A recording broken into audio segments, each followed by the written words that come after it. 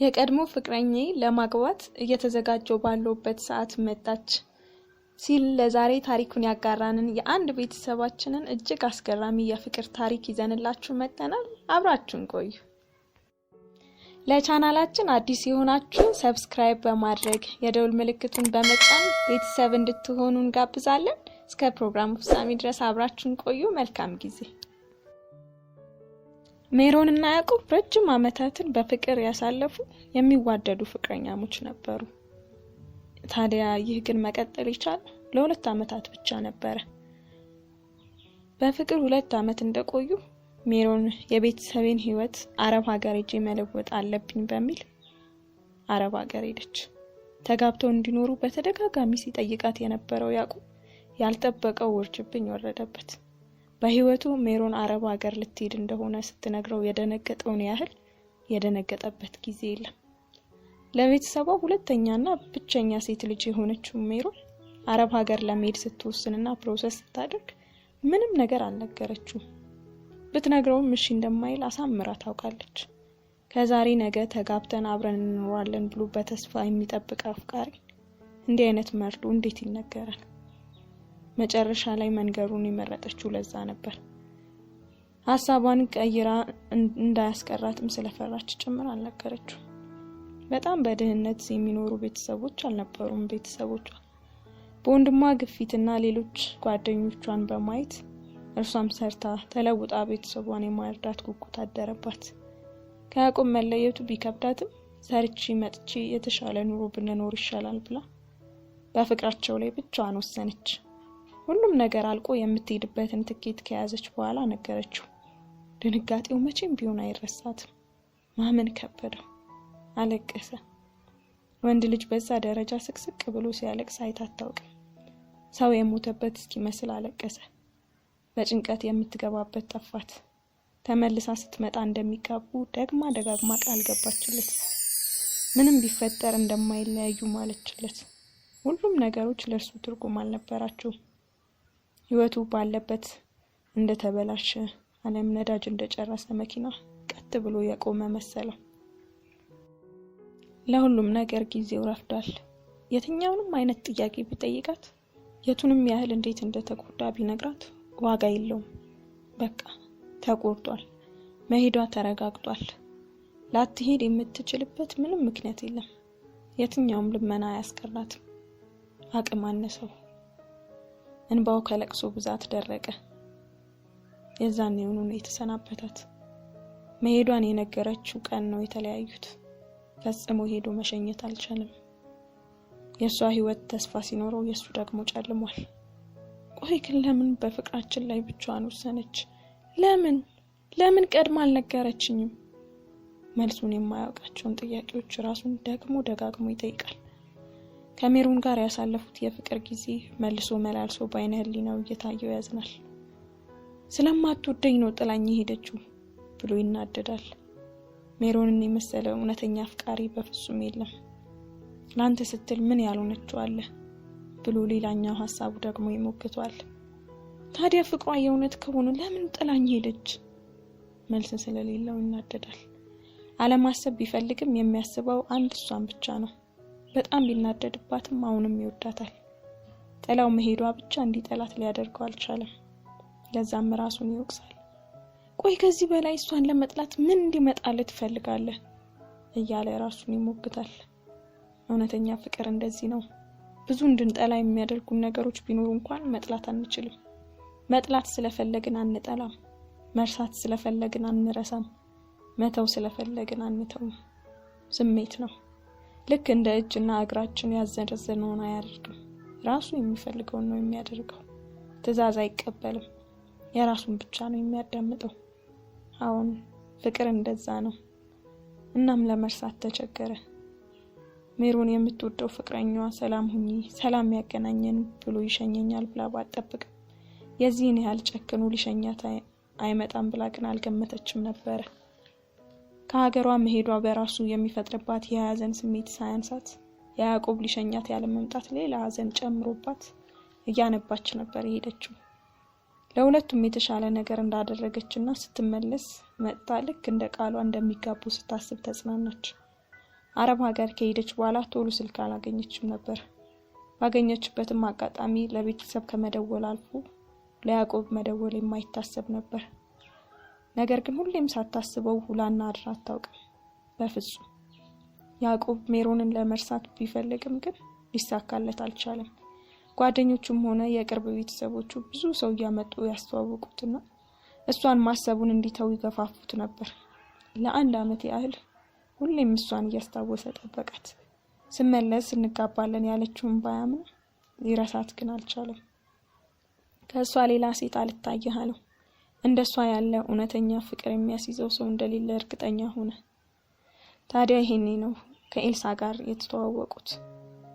ብዙ ሴቶች መጥተው ምንም ሊቀርባቸው ያልቻለው ያዕቆብ ዳግም ማሳቅ የቻለች ብቸኛ ሴት ኤልሳ ብቻ ናት። እሱ የሚሰራበት መስሪያ ቤት ውስጥ ከሌላ ቦታ ተመድባ የገባች አዲስ ሰራተኛ ናት ኤልሳ። እንዳጋጣሚ ሆኖ ያዕቆብ የሚሰራበት ቢሮ ውስጥ ነበር የተመደበችው። ሁሉም ሰራተኞች ሊቀርቧትና እንደ አዲስነቷ ሊያለማምዷት ቢሞክሩ የሷ ቀልብ ግን ያረፈው ዝምተኛውና ደስታ ከፊቱ የራቀው ያዕቆብ ላይ ነበር። ሰበብ እየፈለገች አንዳንድ ስራን የተመለከቱ ጥያቄዎችን ሆነ ብላ ይዛ እየሄደች ትጠይቀው ጀመር። ሰው ምን ይለኛል የሚል ፍርሃት የለባትም። ማድረግ የምትፈልገውን ለማድረግ ማንንም አትፈራም። ስራ ላይ ጎበዝ በመሆኗ ሁሉም ሰራተኞች ይወዷታል። የታዘዘችውን ፈጥና የምትረዳና በጊዜው የምታደርስ ናት። ያዕቆብ ግን ሲያስረዳት ከእርሱ ጋር ብዙ ለመቆየት ብላ እንዳልገባት ትሆናለች። እሱም እውነት መስሎት እስኪገባት ድረስ ለማስረዳት ይሞክራል። በዚህ መሃል አንዳንዴ ሆነ ብላ ስትሄድና ምንም ሳትጠይቀው ትውላለች።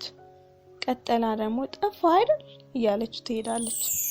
ከዕለት ወደ ዕለት ይቀርበኛል ብላ ብታስብም ምንም የሚለወጥ ነገር ሳይኖር ብዙ ቆዩ።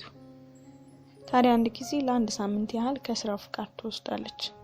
ፍቃድ ወስዳ ሁሉንም ነገር ጨራርሳ ስትወጣ ደረጃው ላይ ከያዕቆብ ጋር ይነጋገራሉ። ስትነግረው በጣም ደበረው። እንደደበረው ስታይ በደስታ ጮቤ ረገጠች። ያቺ ቀን ለኤልሳ ከያዕቆብ ለሷ የተለየ ስሜት እንዳለው ያወቀችበት ቀን ነበረች። ከዛማ አይደለም ፍጭ አግኝታ እንዲሁም ከሱ ይምጣ ብላ ፍቅሯን ይዛ የቆየችው ኤልሳ ማታ ከስራ ሲገባ ጠብቃ ደወለችለት። አንስቶ አናገራት። በማግስቱም እንዲሁ ደወለች። በሶስተኛው ቀን ግን ዝም አለችው። ከዛ ራሱ ደወለላት። ቀስ በቀስ እየለመዳትና ስትጠፋ ቅር እያለው መጣ። ኤልሳም በጣም ደስ አላት። ደፍራ ከተመቸው እንዲገናኙ ጠየቀችው። እንቢ ማለት አልቻለም። የቱንም ያህል ሊደብቀው ቢሞክር፣ የቱንም ያህል ቢታገለው ለሷ ያለው ስሜት ከዚህ በላይ መደበቅ አልቻለም። ሴት ሆና የዚህን ያህል እሱን ለመቅረብ ስትሞክር ሲያይ በጣም ደስ አለው። በእኛ ማህበረሰብ ሴት ልጅ ፍቅሯን ማሳየት እንደ ትልቅ ኃጢያት ነው የሚቆጠረው። ማንንም ሳትፈራ ለሱ ያላትን ስሜት ማሳየቷ ደስ አለው። በራሷ የምትተማመን ሴት ይወዳል። ሴት ልጅ ጎበዝ ስትሆን በጣም ደስ ይሏል። እናም ይቺ ጎበዝ ልጅ ከሌሎች ሁሉ ለይታ እሱን ለመቅረብ የምታደርገው ጥረት ቢገባው እንዳልገባው ይሆን ነበር። ምክንያቱም እንደገባው ለራሱ ካመነ እንድትርቀው ስለማያደርግ ነው። ዳግም ሰው ለመቅረብ ምንም ፍላጎት የለውም። ከሜሮን በኋላ ለሱ ሴት የለም። እንድትርቀው ደግሞ አይፈልግም። በየቀኑ እየመጣች የማያልቁ ጥያቄዎቿን እየጠየቀች እንድታወራ ይፈልጋል። ሳትመጣ ስትቀርቅር ይለዋል። ለአንድ ቀን ካልመጣች ይደብረዋል። ጭራሽ ለሳምንት ፍቃድ ልትወስድ እንደሆነ ስትነግረው መቆጣጠር ያልቻለው የመደበር ስሜት ፊቱ ላይ ታየ። ለራሱ በጣም ገረመው። ምን እየሆንኩ ነው አለ። በቀጠሯቸው መሰረት ተገናኙ። አሁንም የምታወራው ኤልሳ ናት። ተቀባጥራለች። ለደቂቃ ዝም አትልም። እሱ ዝም ብሎ ይሰማታል። ምን አይነት ንጹህ ልብ ያላት ልጅ ናት አለ በሆዱ አተኩሮ እየተመለከታት። ዝምታው ሳይረብሻት ያለማቋረጥ እሱን ያስቃሉ ያለቻቸውን ነገሮች እያወራች እሱ ፈገግ እንኳን ሳይል እሷ በሳቅ ፍርስ ትላለች። ድንገት በወሬዋ መሃል ገብቶ ጓደኛለሽ እንዴ ብሎ አቋረጣት። ደነገጠች። አይ አለችው። ነገሩ ቢኖርሽ ነበር የሚገርመኝ ለፍላፊ አላት። ለፍላፊ ሲላት ደስ አላት። ከዚህ በፊት እንደዚህ ሰድቧት አያውቅም። ከስራ ውጪ ሌላ ነገር አውርቷት አያውቅም። ስድብ ሳይሆን ሙገሳ ነው የመሰላት። እሺ አንተስ አለችው እየፈራች። ያለፈውን ሁሉ ታውቃለች። በስራ ቦታው ሲበዛ ተጫዋች የነበረው ያዕቆብ ወደ ዝምተኛና ኮስታራ ሰው የተለወጠበትን ምክንያት በመስሪያ ቤቱ ከሀ እስከ ፐ ተዘርዝሮ ነው የሚነገረው። ማንም ሰው ሲመጣ ምን ሆኖ ነው ብሎ ሲጠይቅ ሁሉም የሚመልሰው ተመሳሳይ የሆነ ከመደጋገም ብዛት የተሸመደደ የሱና የሜሮን የፍቅር ታሪክ አለ። ይገርምሻል፣ እንዴት የሚወዳት ፍቅረኛ ነበረችው መሰለሽ። በጣም ተጫዋችና ደስተኛ እኮ ነበር። ቢሮ እሱ ከሌለ ራሱ ደብረን ነበር። ምን ያደርጋል ታዲያ ጥላው አረብ ሀገር ሄደች። ከዛን ጊዜ በኋላ የምናውቀውን ያዕቆብ አይተነው አናውቅም። በምትኩ ዝም የሚልና ኮስታራ ሰው ቢሮአችን ከገባ ይኸው 1 ዓመት አለፈው ብለው የነገሯትን መቼም አትረሳው። ይሄን ከሰማች በኋላ በጣም አሳዘናት። ይበልጥ እሱን መቅረብ ፈለገች። ካለበት ህመም ልታድነው ፈለገች። ከሱ ልስማ ብላ እንደጠየቀችው ያዕቆብ ያውቃል። የሱን ነገር የማያውቅ የመስሪያ ቤቱ ሰራተኛ የለም። ነበረኝ ብሎ ጀመረላት። ሜሮን ነው ስሟ። እንዳንቺ ቀልቃላ ናት። ኤልሳ ፈገግ ብላ ትሰማዋለች። እንጋባ እያልኩ ሁሌ ነበር የምጠይቃት። የማስበው ከሷ ጋር ተጋብቶ መኖር ብቻ ነበር። በጣም እንዋደድ ነበር። ለሴት ልጅ እንደዛ ሆኜ አላውቅም። በቃ ተጋብተን መኖር ብቻ ነበር ሐሳቤ። አንድ ቀን ድንገት መጣ። አረብ ሀገር ልትሄድ እንደሆነ ነገረችኝ ብሎ ዝም አለ። ያን ቀን አሁን የሆነ ያህል ነው የሚሰማኝ አለ ቀጥሎ። መረበሹና ሐዘኑ እውነትም አሁን የሆነ ያህል ፊቱ ላይ በደንብ ይታያል። ተስፋዬን ሁሉ ይዛው ሄደች። ያለሷ ነገ የሚባል ነገር አልነበረኝም። እናም እስካሁን ትላንት ላይ እንደቆምኩ ነው። አሁንም ጥላኝ የሄደችበት ቀን ላይ ነው ያለሁት። ትላንት ሐዘን ብቻ ነው ያለው ብሎ በረጅሙ ተንፍሶ ዝም አለ። በጣም ያሳዝናል፣ ግን እንደዚህ እኮ መሆን የለብህም። ራስን ከዚህ በላይ ማሰቃየት የለብህም። ደስተኛ መሆን ትችላለህ። ትላንት ዛሬንና ነገን እንዲቀማ መፍቀድ የለብህም። ትላንትን ብቻ ነው ይዞ ማለፍ ያለበት አለችው ሳታስበው እጆቹን ይዛ። እንደዚህም ቁም ነገር ታውቂያለሽ እንዴ አላት ፈገግ ብሎ። እጆቿን ጠበቅ አድርጎ ያዛቸው። ደስ የሚል ስሜት ተሰማው። አይዞ መባል ፈልጎ ነበር። እጁን ይዞ አለሁልህ የሚለው ሰው ይፈልግ ነበር። ኤልሳን በጣም ደስ አላት። በመጨረሻም የልቡን ቁስል ለሷ መንገሩ እንዳመናት የሚያሳይ መሆኑን አስባ ደስ አላት። በሚቀጥለው ቀን እራት ልጋብዝሽ ብሎ ጠየቃት። ነገ እንኳን አልችልም፣ ቀጠሮ አለብኝ። እስካሁን እጇን አልለቀቀውም ነበር። እሺ በቃ አሏት እጇን እየለቀቀ ዝም ብሎ። ከት ብላ ሳቀችበትና መልሳ እጁን እየያዘች አውቄ ነው፣ በጣም ነው ደስ የሚለኝ እሺ አለችው። እብድ እኮ ነሽ ግን ታውቂያለሽ አይደል አላት ፈገግ ብሎ። በማግስቱ ማታ እሷ ናት ብሎ ለመለየት እስኪከብደው ድረስ ዝንጥ ብላ መጣች። ስራ ቦታ ጂንስና ቲሸርት አንዳንዴም ሸሚዞች ስትለብስ ነው የሚያውቃት። ኤልሳን በቀሚስ ሲያያት ሌላ ሰው መሰለችው። ወትሮም ቢሆን የሰውነት ቅርጿ ቆንጆ እንደሆነ የቢሮ ሰዎች ሲያወሩ ብዙ ጊዜ ይሰማል። እንዳሁን ግን አይቷት አያውቅም። የለበሰችው ቀሚስ በጣም ያምርባታል። በታኮ ጫማ ስትራመድ አርቲስት መሰለችው። የሁሉም ሰው አይን ተከትሏት እሱ ጋር ደረሰች። ከተቀመጠበት ተነስቶ ተቀበላት። ለሰላምታ የዘረጋላት እጁን ይዛ ከጉንጩና ከከንፈሩ መሃል ጥብቅ አድርጋ ሳመችውና ተቀመጠች። በጣም ነው የምታምሪው አላት ገና ከመቀመጧ። አንተ ምንም አትልም አለችው እየሳቀች። አይን ላይን ተፋጠው ዝም አሉ። እጇን ወደሱ ልካያዘች። እሱም ጠበቅ አድርጎ ያዛት። ከዚህ በላይ ሳልነግርህ መቆየት አልችልም። ያዕቆባ በጣም እወድሃለሁ አለችው። በጣም ደነገጠ። የቱንም ያህል ላለማመን ቢጥርም ግን ፈንቅሎ የወጣ ቃል ተሰማ። እኔም በጣም እወድሻለሁ አላት። ሁለቱም በጣም ደስ አላቸው። እየተጠጋጉ መጡ። መጀመሪያ የሳመችው ቦታ ስማው ልትመለስ ስትል ፊቷን ያዝ አድርጎ ከንፈሯን ሳማት። በዛች ደቂቃ ሁለቱም እየተሰማቸው ያለውን የደስታ ስሜት በቃላት የሚገለጽ አይደለም። ሁለቱም እየተዋደዱ በራሳቸው የስቃይ ዓለም ቆይቷል። እሱ እንደወደዳት ላለማመን ራሱን ሲያሰቃይ ቆይቷል። እሷ ደግሞ እሱ እንዲወዳትና እንዲቀርባት ለማድረግ ስትለፋና በምላሹ ደግሞ ሳትደሰት ስትቀር ብዙ ስትሰቃይ ነበር። ዛሬ ግን ያ ሁሉ አልፏል። ሁለቱም ስቃያቸው አብቅቷል። ያቺ ቀን አንድ ብለው ፍቅር የጀመሩባት ሆና በፍቅር ታሪካቸው ተመዝግባለች።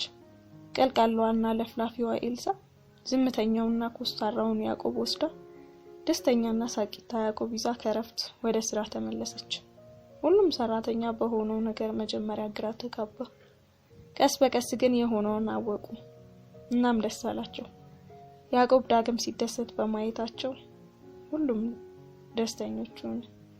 ኤልሳ ደግሞ ሌላኛዋ የቢሮ ድምቀት ሆነች። በዚህ ሁኔታ 1 ዓመት ደስ የሚል የፍቅር ጊዜን አሳለፉ። እናም ኤልሳ ማግባት እንደምትፈልግ ነገረችው። ካሜሩን ጋር በነበሩበት ጊዜ በጣም እንዲጋቡ ይፈልግ ነበር፣ ግን አልተሳካም። ለዛም የትዳር ነገር በጣም ያስፈራዋል። ለዚህ ነው ከራሷ ከኤልሳ ይምጣ ብሎ ዝም ያለው። እናም ኤልሳ ማግባት እንደምትፈልግ ስትነግረው በጣም ነበር ደስ ያለው። በሁሉ ነገር ሚስቱን እንድትሆን የሚፈልጋት አይነት ሴት ናት። ጎበዝ፣ ቀልደኛ፣ ተጫዋች፣ በራሷ የምትተማመንና ትክክል ነው ብላ ላመነችው ነገር ከማድረግ ወደ ኋላ የማትል ናት ኤልሳ። እናም እሷን አግብቶ ቢኖር ደስተኛ እንደሚሆን ተስፋ ያደርጋል። እናም ለመጋባት ወሰነ። ለቤተሰብ ሲያሳውቁ የሁለቱም ቤተሰቦች ሰርግ እንደሚደግሱ ነገሯቸው። እናም ለሰርግ ዝግጅት ተጀመረ። ሽማግሌ ተልኮ የሰርግ ቀን ተቆረጠ። ለሰርግ እየተዘጋጁ ባለበት ሰዓት ግን በፍጹም ያልጠበቀው ነገር ተፈጠረ። የቀድሞ ፍቅረኛው ሜሮን ከሄደች ከ2 ዓመት በኋላ ተመልሳ መጣ። ደወለችለት። ገና የመጣች ቀን ተገናኙ። በእንባ ታጥባ ሰላም አለችው። ያሳለፈችውን ከባድ ጊዜና በሱ ናፍቆት እንዴት ስትሰቃይ እንደነበር ነገረችው። እሱም እሷን ሲያጣ የሆነውን ነገራትና ተላቀሱ። ራሱን መቆጣጠር በፍጹም አልቻለም። ሲያገኛት የተሰማው የደስታ ስሜት የተለየ ነበር። በጣም ናፍቃው ነበር። እሷም ስታየው በጣም ደስ አላት። በቃ አሁን መጥቻለሁ። ቃሌን መጠበቅ እፈልጋለሁ። ስመጣ እንደምንጋባ ቃል ገብቼልህ ነበር። ለቤተሰብ ሁሉንም ነገር ተናግሬያለሁ። ምንም ጊዜ መስጠት አልፈልግም። አሁንም ሽማግሌ ላክ አለችው። ከሜሮን ጋር የሆዳቸውን አውርተው ከጨረሱ በኋላ ያዕቆብ ሁሉም ነገር ዞረበት። እየሆነ ያለው ሁሉ ግራ ገባው። እውነት ሳይሆን በህልሙ ያለ መሰለው። ከእንቅልፉ ነቅቶ ህልም መሆኑን እንዲያውቅ ተመኘ። ነገር ግን ህልም አይደለም። አጠገቡ የቀድሞ ፍቅረኛው ሜሮን እሷን በማጣት ሲሰቃይ የነበረው ያለሷ ነገን ማሰብ ያቃተው ሜሮን ሽማግሌ እንዲልክና እንዲጋቡ እየጠየቀችው ነው። የተሰቃየችውን ስቃይ እየነገረችው ነው። የገባችለትን ቃል አስቦ 2 ዓመት ሙሉ ጠብቀው ዛሬ ቀኑ ደርሶ እንደመጣች እየነገረችው ነው። ነገር ዓለም ሁሉ ዞረበት፣ ጨለመበት። በመምጣቷ መደሰቱ ሊክደው የሚችለው ሀቅ አይደለም። ሲያገኛት ጥላው በመሄዱ ማዘኑን ረስቶ እንደቀድሞ ምንም እንዳልተፈጠረ አይነት ስሜትና መውደድ ራሱ ላይ ሲያይ በጣም ገርሞታል። ከዛ ቀን ጀምሮ ከሜሮን ጋር መገናኘት ጀመሩ። ምንም ነገር ሊነግራት አልቻለም። ያለበትን ሁኔታ ስለ ኤልሳ ቀን ቆርጠው ሊጋቡ እንደሆነ ለመናገር አልቻለም። የሚሰማው ስሜት ግራ አጋብቶታል። ሜሮን በመመለሷ የተሰማው የደስታ ስሜት ኤልሳን ከማግባት ጋር ሲያወዳድረው ገዘፈበት።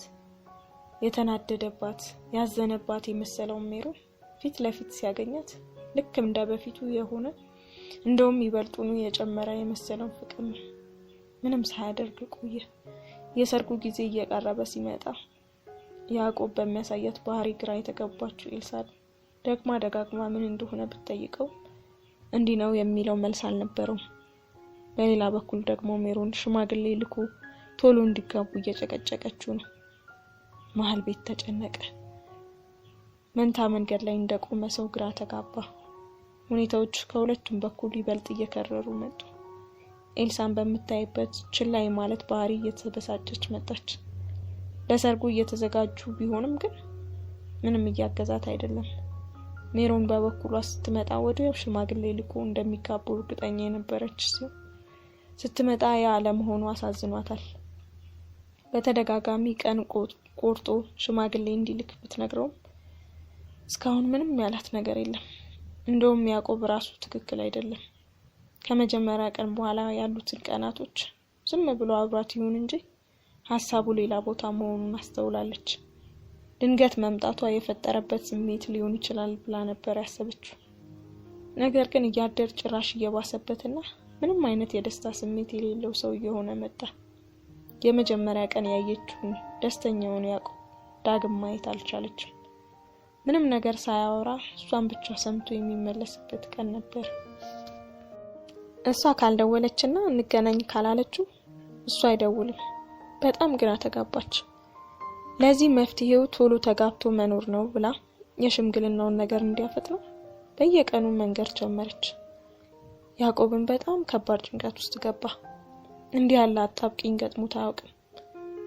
ለራሱ ከሁለቱም ርቁ ጊዜ መስጠትና መወሰን እንዳለበት ተሰማው። ትክክለኛ ስሜቱን አዳምጦ ትክክለኛ ውሳኔ መወሰን አለበት። ነገር ግን ቀላል አልነበረም። ቢከብድም በመጨረሻ ወስኖ ሜሮንን እንዲገናኙ ቀጠራት። ከመጣች ለመጀመሪያ ጊዜ እንገናኝ ሲላት በጣም ደስ ብሏት መጣች። ሰሞኑን ስላላገኘችው የሽማግሌዎቹን ነገር አስተካክሎ ተዘጋጂ ሊላት እንደጠራት እያሰበች ነበር የመጣችው። ነገር ግን የገጠማት ሌላ ነበር። በፍጹም ይሆናል ብላ ያልጠበቀችው ነገር። በትክክል ስለመስማቷ እስክትጠራጠር ድረስ ለማመን የሚከብድ ነገር ነገራት። ያዕቆብ ፍቅረኛ እንደያዘና ለማግባት በዝግጅት ላይ እንደሆነ ነገራት። በፍጹም ሊሆን አይችልም እያለች አለቀሰች። በመሄድሽ በጣም ተጎድቼ ነበር። የቀድሞ ሳቅና ጨዋታ ይጠፍቱ ሌላ ሰው ሆኜ ነበር። የገባሽልኝን ቃል ባላምን 1 አመት ያህል ትመጫለሽ ብዬ ጠብቄሽ ነበር። ሳትነግሪኝ ለመሄድ መወሰንሽ የበደል ሁሉ በደል ቢሆን አለመጠበቅ ስላልቻልኩኝ ጠብቄሽ ነበር አላት። ሜሮንም ካቀረቀረችበት ቀና ብላ ታዲያ እኮ አልቀረውም፣ ቃሌን ጠብቄ መጥቻለሁ አለችው። ሜሪ ያረፈድሽ፣ በጣም ዘገየሽ። ከህመሜ አድና አዲስ ህይወት የሰጠችኝን ዳግም እንድስቅ ያረገችኝን ፍቅረኛዬን ላገባ ነው። ሜሮን ስቅስቅ ብላ አለቀሰች። እኔ ይሄንን አላምንም፣ በፍጹም አላምንም። ያለፉትን 2 አመታት ካንተ ጋር ለመኖር ባለኝ ተስፋ ነበር ያለፍኳቸው። ሁሉም ነገር ሲከብደኝ አንተን አስቤ ነበር የምጽናናው። ያዕቆብ ቆይ እንዴት እንደዚህ ታደርጋለህ እያነባች ጠየቀችው።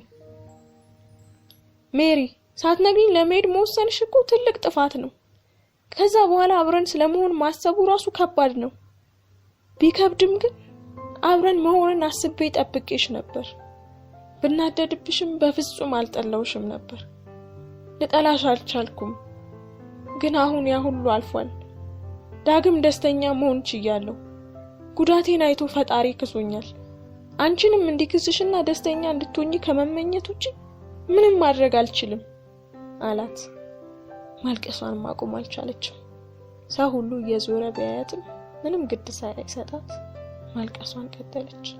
ተስፋዋን ነገዋን ከማጣቷ በላይ በዚህ ሰዓት ግድ የሚሰጣት ሌላ ምንም ነገር የለም። ለደቂቃም ቢሆን እንደዚህ ሊሆን እንደሚችል አስባ አታውቅም። እንዳዘነባት ብታውቅም እንደሚጠብቃት እርግጠኛ ነበረች። ምን ያህል እሷን ማግባት ይፈልግ እንደነበረ በደንብ ስለምታውቅ እስክትመጣ በትዕግስት እንደሚጠብቃት ታስብ ነበር። ግን አልሆነም። ባለመሆኑ ደግሞ ሀዘኗ በጣም ከባድ ሆነ። ምንም ነገር የሚያጽናናት አልተገኘም። በህይወት ተስፋን ያጣን ሰው የሚያጽናናው ነገር ሌላ ተስፋ ያለው ነገር ብቻ ነው። ሌላ ተስፋ ማሰብም ማግኘትም አልቻለችም። አንዳንዴ በእጃችን ያለን ነገር ስንለቅ ሁሌም እኛ ጋር ስለነበረ የትም የማይሄድ ሊመስለን ይችላል። ነገር ግን ልክ ከኛ እጅ በወጣ ቅጽበት የኛ ስለመሆኑ ዓለም ስለመመለሱ እርግጠኛ መሆን አንችልም።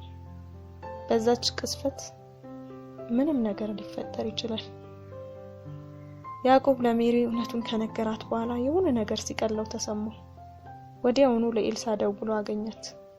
ሰሞኑን ብቻዋን ሁሉን ነገር ስትወጣው ነው የቆየችው። ጥሩ ምሳ ከጋበዛት በኋላ ላሳየው ቸልተኝነት ይቅርታ ጠየቃት። ኤልሳም ይቅርታውን ተቀብላ ለሰርጋቸው አብረው መዘጋጀት ጀመሩ። ሁሉም ነገር ባለበት አይቀጥልም። ለህመም መድኃኒት አለው። ለሁሉም ሰው ህመምና ስብራት ፈጣሪ መድኃኒትና ወጌሻ ያዘጋጅለታል። ለያዕቆብ ስብራት ኤልሳ ወጌሻ ሆና ተልካለች። መኖር ይቀጥላል። አንዱ ሲያዝን፣ አንዱ ሲደሰት፣ ባይሞላም ሳይጎድል መኖር ይቀጥላል። ወደ ናፍዳር ቲዩብ ቤተሰቦቻችን ታሪኩን ስለተከታተላችሁን እስካሁን አብራችሁን ስለቆያችሁ በጣም እናመሰግናለን። ብዙ ቁም ነገር እንዳገኛችሁበትም እርግጠኞች ነን። ሁልጊዜ በእጃችን የነበረ ነገር ሁሉ እስከ መጨረሻው የኛ ይሆናል ማለት አይደለም። ልክ እንደዛ ያሰብን መንከባከብ ይጠበቅብናል። እንዲሁም ደግሞ ያዘንን በተለያዩ ነገሮች የተከፋን ተስፋ የቆረጥን ሰዎችም መቼም ቢሆን በህይወታችን ተስፋ መቁረጥ የለብንም። ሀዘንም ችግርም በሰው ህይወት ውስጥ ያጋጥማል። ነገር ግን ሁሉም ነገር ያልፋል። የምንደሰትበት ቀን እንደሚመጣ ማሰብና ተስፋ አድርጎ መጠበቅ ያስፈልገናል። ለዛሬ አዲስ የሆናችሁ ቤተሰባችንን ሰብስክራይብ በማድረግ ተቀላቀሉ። ብዙ ቁም ነገሮችን ታገኛላችሁ እንላለን። ቪዲዮን ላይክ ማድረግ፣ የተሰማችሁን ኮሜንት ሴክሽን ላይ ማስቀመጥ፣ እንዲሁም ለጓደኞቻችሁ፣ ለቤተሰቦቻችሁ፣ ለዘመዶቻችሁ ሼር ማድረግም አትርሱ። በቀጣይ በሌላ ቪዲዮ እስከምንገናኝ ድረስ ሰላም ቆዩን።